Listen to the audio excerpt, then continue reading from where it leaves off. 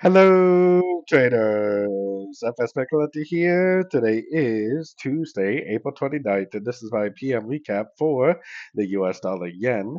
If you haven't done so yet, definitely do check out my free Discord channel, which is linked over here in the corner, and make sure to take a look at my website. Watch the video on the home screen to learn more. So, anyways, the US dollar yen kind of been a little bit sideways. This morning I was talking about how we are definitely looking for the end of a correction. Now, actually, I got to zoom out just a little bit so we can see our proper Fibonacci levels. There we go. So, I've been saying this morning that more than likely this is an A, more than likely we're in a wave B, and more than likely we're going to go up to at least a 50 to 61% for a wave C.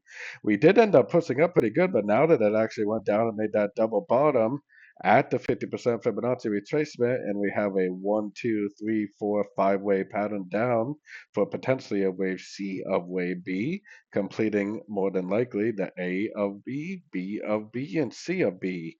Now, if we can get a nice break and hold above structure, that likely would be the end of the correction, and it likely would go up to a much higher Fibonacci retracement level for a wave C. I'm targeting the 50 or the 61% Fibonacci retracement of the last 5 waves down. So anyways, don't forget to like and subscribe. And as always, thank you for watching and happy trading.